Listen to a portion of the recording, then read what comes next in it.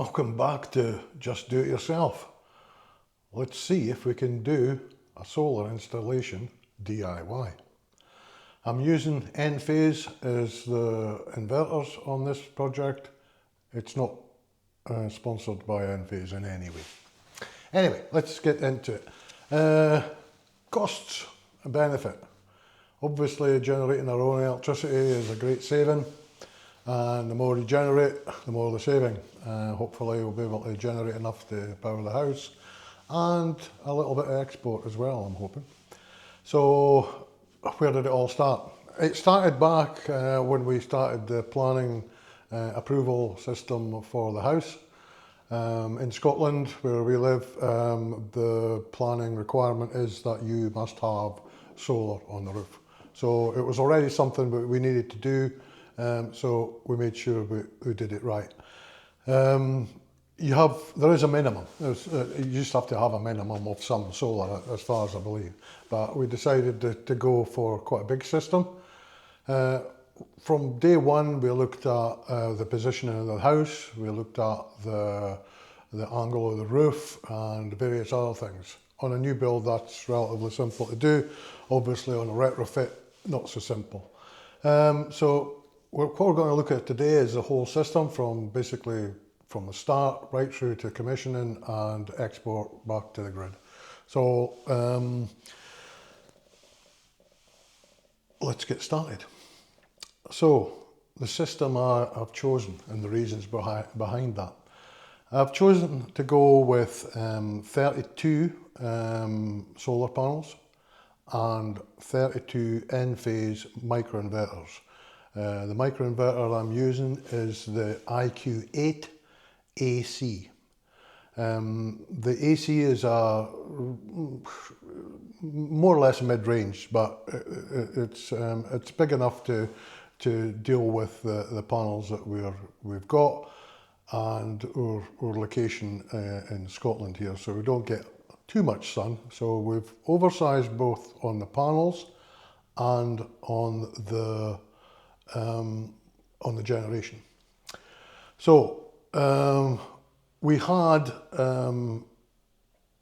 a big roof, and we decided that I would go for an in-roof system using GS integration, which is the trays that go underneath the solar panels. If you fit these, as you can see on the video here, they're quite a large array of plastic panels. I think there's 2 per solar panel, so they go on the roof. They're adjustable in length so that we can accommodate different sizes of panels or different heights of panels, and the width is kind of set by whatever model you buy in the range. So we chose our solar panels, which are Alco 455 watt black. I like the black design. It looks very neat and doesn't show too much of the internet connections between all the solar cells. So I quite like the look of them. 450 watt panels, quite large, but that's just where they are at this particular moment in time. So we've got 32 of them on the roof, and we have 32 M-phase IQ8 microinverters to go with it. The other part of the system is the IQ Gateway. So you get 2 different versions of this. You get the IQ Gateway standard and the IQ Gateway metered. We went for the metered because we want to know exactly what we are producing and what we are exporting directly from our own source. The planning of the system also, we looked at way back when we looked at putting the electric supply in. Now in the UK at the moment we have a limit of 3.68 per phase of generation. So if you want to export, you can only export up to 3.6 watts, 3.68 watts of power per phase. So in a normal UK house with single phase supply, that would be your limit. That's on a G98 application. If you go for a G99 application, you need to do that prior to your installation. Before you install any solar panels, it has to be signed off by your DNO, which is your provider or your grid, not your electricity supplier, which could be Octopus or Scottish Power or Southern Energy or wherever they are. It's the actual DNO, which is in our case is SP Networks, which is basically Scottish Power Networks, and they control what comes out and goes into the grid. We went for a three-phase supply, so we have 3 times the 3,068 kilowatts. So that gives us about 11 kilowatt of generation on the system that we're installing here. So the system starts with our solar panels being fitted to the trays.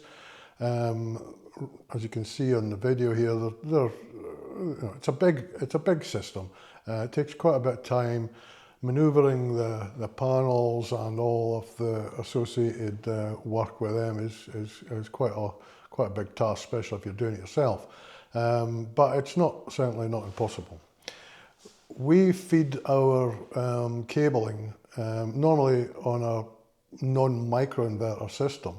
They would just feed between panels, but on our system we feed directly from each panel into a microinverter. So we decided that rather than put them underneath the solar panel, we decided to mount them just inside the roof space. This makes it a lot easier for access and maintenance in the future. If you fit them underneath the solar panel, if you ever have one go wrong, you need to put your scaffolding up, put your ladders up, and remove that panel to get access to the microinverter. We checked with Enphase, we checked with our electricians, and there is no reason why you can't mount them inside the home. They're IP rated for outside use, and they're double insulated, so they don't need an earth or anything. They don't particularly, it's no more dangerous than any other piece of electrical equipment in your house. So we've decided to mount them just inside the roof space behind the panels, so directly behind where the panel is, but just inside the roof space, which means I have access to them from inside the attic space. So firstly we obviously mounted all these trays. We got all the panels fitted up. We could put all the cables along with an earth lead for each panel through the fabric or the membrane on the roof and into the attic space. Then we started on the microinverters. Now each microinverter we have numbered. We've got 32 panels, so we've numbered them 1 to 32, and on that each microinverter has a code on it, a removable sticker on the base of the unit, which you take off and you assign to each panel, basically, so that you know what microinverter is behind every solar panel. That will come to sense later on in the video. So we started the mounting of the microinverters. So we mounted them, we put in our DC connections from the solar panel, goes in the top 2 connections of the inverter, and the connection below that is the IQ cable. You know, that comes with the kit. You need this, it's part of the system. You can't bypass that. It is a quite expensive part of the system, so we'll get into the costs of that later on, but it's that cable is quite expensive in itself because you need quite a lot of it. The cable in my instance because it's a 3-phase system I'm using on the roof, is the way the plugs are wired that plug in. There's only actually 2 terminals on it, so you're thinking, how can it be a 3-phase system with only 2 terminals? I thought about this myself. But what it's doing is you have a neutral line going into the plug, and you have either L1, L2 or L3 going into one of the plugs. And the next plug would say it was L1, so the next plug would have L2, then the next plug would have L3. And then it would carry on like that through the string that you get them in. The string is full length, so if you get 32 microinverters, you get a string, at least 32 plugs. You might need more or you might need less depending, or not need less, but you certainly might need more depending on how your solar is arranged on your roof. Because mine's is quite a straight layout. It's using the whole of the roof. It's no on different facing panels. It's all on one side, relatively simple. So we got to the plugs are all wired. Now we've separated them into 4 strings, so it's basically 8 panels on each of the strings, and they're wired into a box and then into a combiner box, and then the tails, the 3-phase tail and neutral, would come back down to the isolation switch, which is next to the main consumer unit. So we've done that. We've wired up the connections. It's fairly straightforward. So you've got your panels, you've got it on the roof. It's all being covered. So we've now got to do, what do we do next? You'll have noticed probably when you plug them in, that the microinverters light up and they'll show a red flashing light to you when you're doing that. That's basically indicating they're in power safe mode. So although they're plugged in, there is no electricity being produced down the 3-phase cable. There's nothing at all. It's totally dead. So to make it work, you must have, the inverters must see a power coming in from the grid. This is a protection system. So when you, if the power company dug up the road or somebody else dug up the road and hit a cable, you lose power to your system. What the DNOs don't want is your solar system putting live power down their connection and their operator having to deal with live 3-phase cable when he's trying to repair it, when he thinks it maybe will be dead because he's switched it off at the main. So so the system must shut down. So if it doesn't see power, the system will close down automatically. So if you had a power cut, your solar will switch off. It will restart as soon as you put power back to it automatically, but at that time where it does cut off, it cuts off. So you're bringing your cable down to your isolation box here, and that is your main AC isolator. So that's off. There is power coming from your solar panels into the microinverters, but it goes no further. It stays in the microinverter. The red light will be flashing at that time, and no more power comes any further forward. But as soon as it sees power, boom, you've got it up and generating. So we've got the isolator here. That would be wired into my consumer unit, which is a 3-phase consumer unit here. So we've got a 32 amp breaker here covering the 3 phases of the system. We have one above it which will feed the IQ gateway, which is the next part of the system. The IQ gateway is set up, it's just a standard little box. It doesn't do that much, but it is the communication hub of the system. I'm using an IQ gateway metered, which basically means that it meters all the production from your panels and the production coming, or the electricity coming into your house. So you have a balance between the two, and you know where you're about. If you're using more electricity than the solar can provide, the grid will supply it. If you're using all solar, then it will export whatever is left back to the grid. So connecting up to the IQ gateway, fairly simple. It has its own separate 3-phase supply in my case, because we're a 3-phase system. So it's a neutral and L1, L2, L3 connections, and then we have 6 CTs, which are basically little devices which wrap around both the input cables coming from your mains, so your main supply into the house. In my case is a neutral and 3 lives, which is L1, L2, L3. So there's one of these around each of the 3 inputs. They're directional, so you have to make sure that they're coming, the ones that are coming in, they're pointing the arrows, they're pointing the right way. And we also have 3 CTs metering the production from the solar panels, and they go on the cable that comes from the AC isolator. They meter basically the production of your solar panels.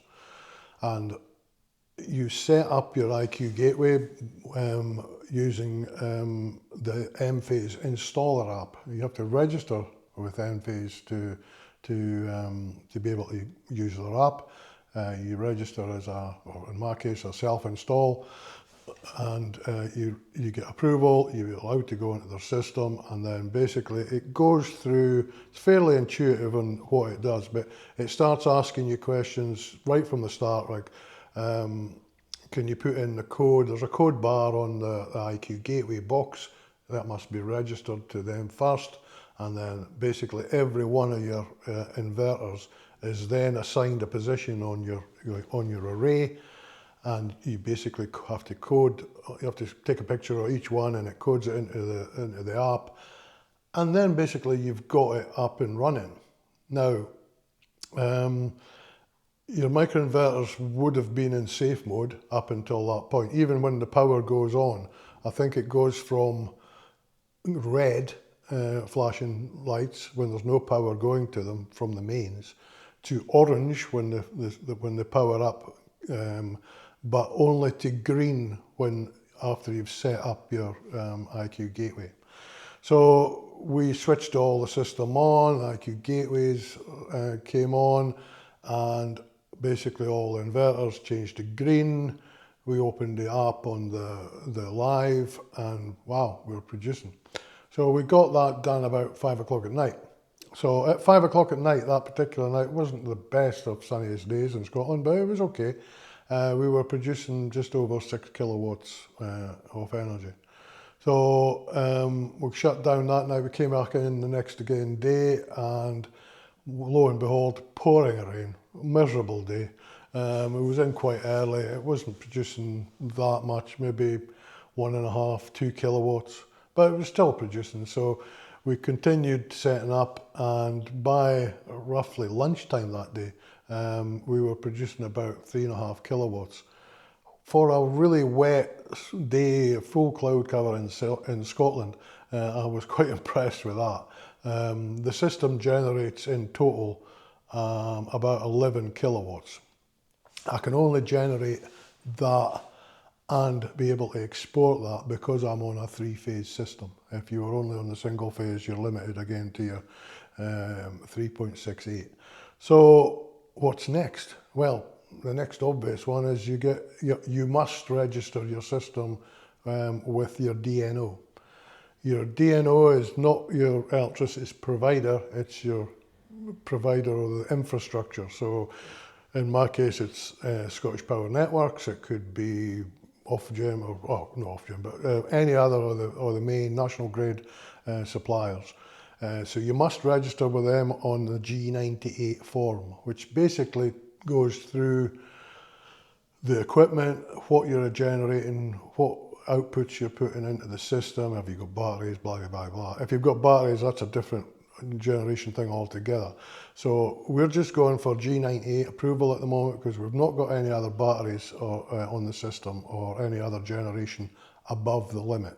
To go above the limit, you need your G99 approval, which has to be done at the beginning. So we get that filled in, we get that sent away to SP Networks, and that's that done. You must do that within 28 days of the installation going live. There's a bit of footage here of me just sitting about 3.5 kilowatts, pouring the rain, and we decided to boil the kettle, get the coffee on. And yeah, 8 minutes ago that sun left, that energy left the sun and is now boiling a kettle in a wet day in full cloud cover in Scotland. So quite a thing when you first see that working. So we were still generating enough to put something back into the grid and make a cup of coffee. So what happens next? Well, we go down the route of trying to get an export through Octopus Energy. Octopus I'm using because they've got a reasonably good feed-in tariff, which is about the standard rate. The outgoing, which is Octopus outgoing, is a standard tariff of about 15 pence per kilowatt feed-in tariff to supply export tariff. So we get 15 pence per kilowatt, which is not a lot compared to what you're paying for it, but at least it's better than nothing. And we'll go for our main supply, which will be for Octopus as well, is Octopus Cozy, which is their heat pump tariff, which we are putting a heat pump in, so we will get the benefit of a kind of triple dip, low cost for our heat pump during the day, and the rest of the time we'll hopefully be producing enough electricity to run the house. In the future, we will be putting a 22 kilowatt EV charger outside, and we're looking to develop a car to home and car to grid system off the back of that. When we do that, we will need to update our system to I think it's a G99, because of the export limit will need to go up because of the battery. So yeah, that's it. Hope you enjoyed watching this so far. Seen a little bit behind the fitting a solar. So is it possible to do it yourself? Yes, it is. Is it difficult? Yes, it is. But if you do a bit of research and use good equipment, I'm sure we can all do it. So hey, let's enjoy, watch along, tell your friends, subscribe, like, and let's grow the channel. Thanks for watching. We'll catch you again.